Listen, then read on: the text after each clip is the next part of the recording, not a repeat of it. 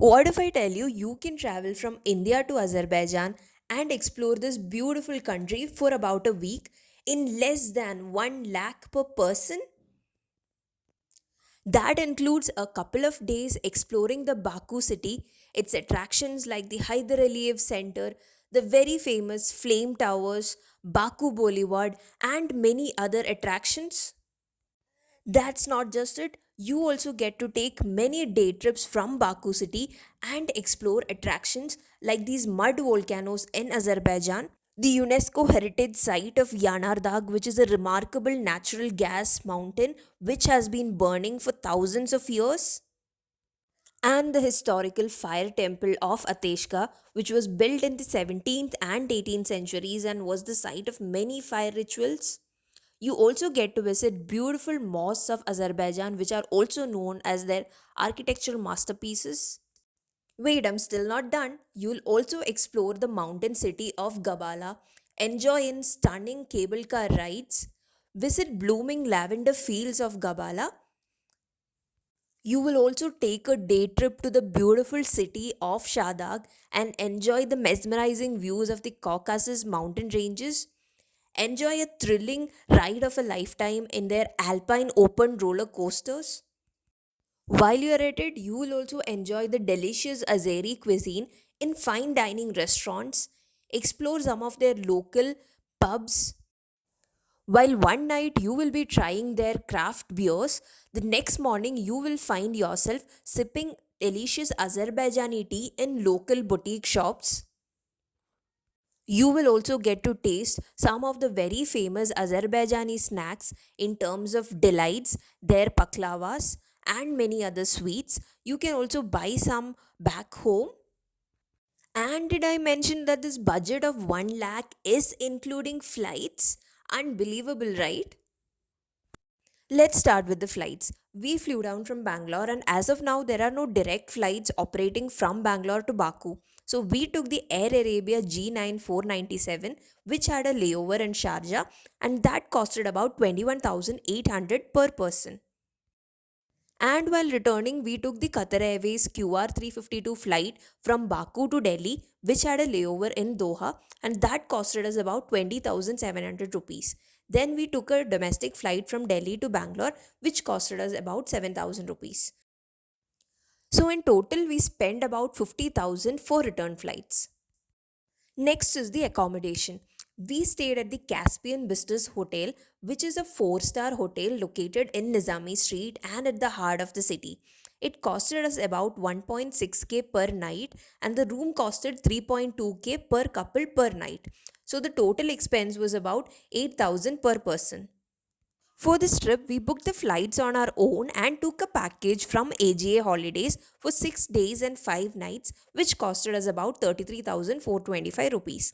And this is including 4-star accommodation, their e-visa charges, airport transfers, Baku city tour, and day trips from Baku. If you're interested in exploring this package from AGA Holidays, I am leaving their contact details and website link in the description box. For the return airport transfers, city tour of Baku, and 3 day trips from Baku city, AGA had arranged a Mercedes minivan with an English speaking guide. So, this was for the four of us, and it was very comfortable for traveling within and outside Baku. Most of the attractions in Baku city are located next to each other, and you can explore most of them on the same day itself. That includes a visit to the Highland Park for a panoramic view of the Baku city, the very famous Hyder Aliyev Center, which is an architectural masterpiece, and a stroll through the Baku Boulevard during the evening. The only attractions that cost you money are a visit to Carpet Museum, which costs 7 manat, and a boat ride in Little Venice, which costs 5 manat. And towards night, do not miss the light show at the iconic Flame Towers. You can either watch it from Baku Boulevard or go to Dennis Mall.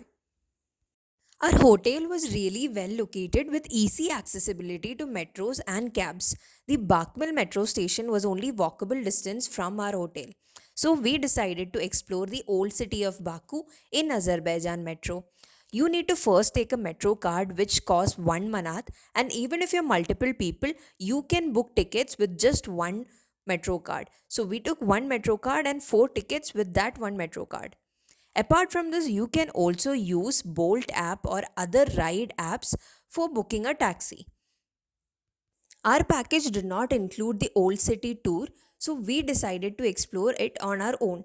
We had one day at leisure and we took the metro to reach Old City, and Old City is best explored on foot. Most of the places are free of entry, and the only place that charges an entry fee is Shirvanshah's Palace, which costs only 10 manat. Azeri cuisine is a food lover's paradise. For meals, Azerbaijan offers a range of affordable dining options. Be it street food, local eateries, a local pub, boutique shops, you can have delicious and budget friendly food and expect to spend about 1000 per day on food. Yes, that's it, and the total can come up to 5000 to 6000 per person. Do not miss on trying out their traditional dishes like the shah pilaf, kebab, and gutab. While you're on day trips from Baku, it is difficult to find good restaurants on the go. So we took a stop every now and then at their markets and bought some fruits, packaged foods, and drinks for the ride. A day trip from Baku included in our package was the day trip to Shadag.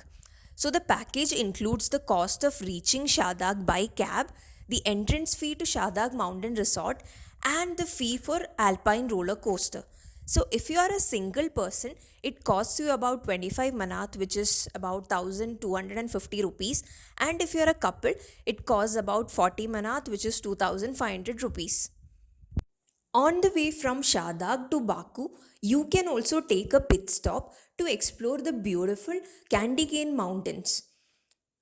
The entry is free of cost and you get to spend unlimited amount of time at this place. A second day trip from Baku is the day trip to Gabala. This includes the cost of reaching Gabala, the entry fee to Tufandag Mountain Resort, and the cost of cable cars.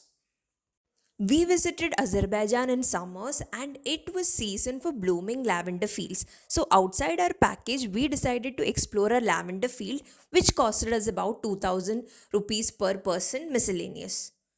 Another day trip, or rather a half day trip included in our package, was the trip to Gobustan mud volcanoes.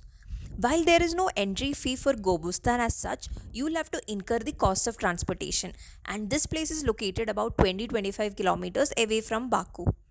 Along with Gobustan, you can also club the visit to Bibi Haibat Mosque.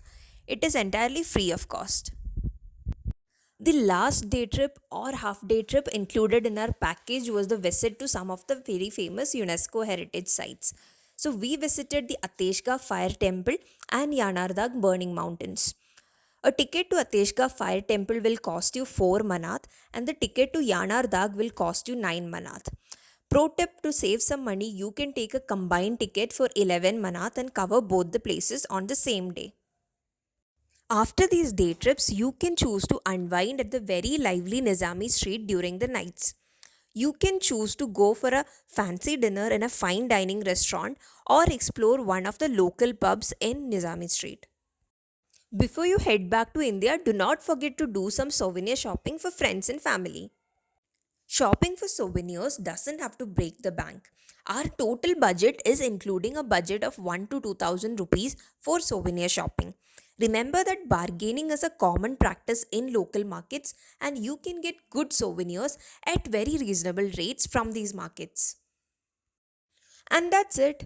With careful planning, you can enjoy an amazing trip to Azerbaijan for under 1 lakh per person for a week. I'm giving a summary of total cost here for your reference. Feel free to take a screenshot and drop a comment if you have any queries. Do not forget to like, share, and subscribe this video. And for more travel tips and guides, follow Mrs. Explorer.